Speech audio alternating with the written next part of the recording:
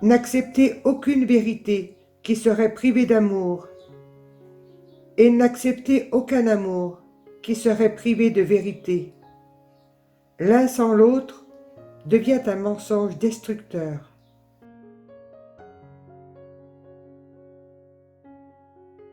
Le combat entre le Christ et l'Antichrist n'est pas terminé.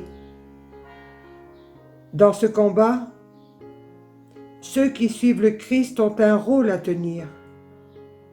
Leur arme principale est la croix.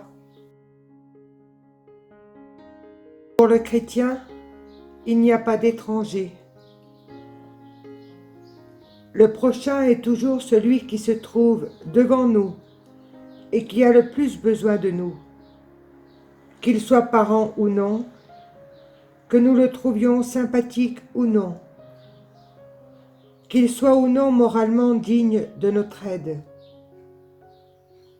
L'amour du Christ ne connaît pas de limite.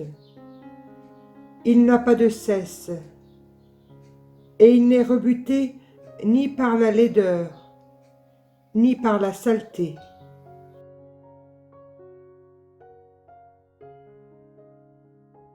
Il n'y a pas que l'affection humaine qui trouble la pureté du cœur. Bien plus que l'excès, c'est le manque d'amour qui va à l'encontre du cœur divin. Chaque antipathie, chaque irritation, chaque colère que nous tolérons dans notre cœur ferme l'accès au Sauveur.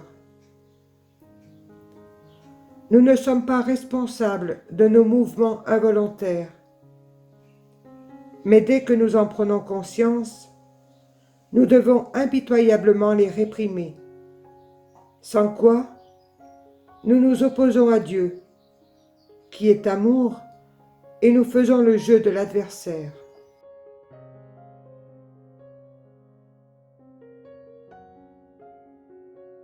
Notre amour pour l'humanité est la mesure de notre amour pour Dieu.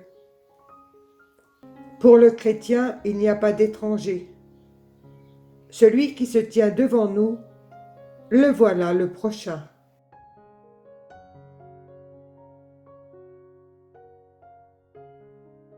Une vie dans l'abondance et le confort bourgeois est en contradiction avec l'esprit d'une sainte pauvreté et sépare du pauvre crucifié.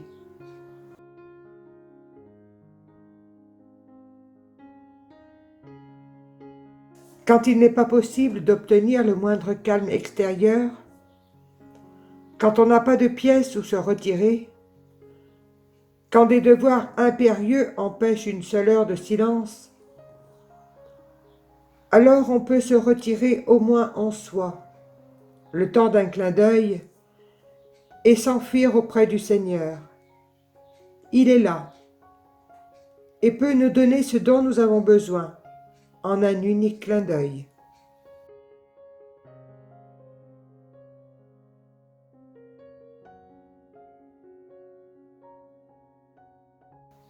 Les mystères du christianisme forment un tout indivisible.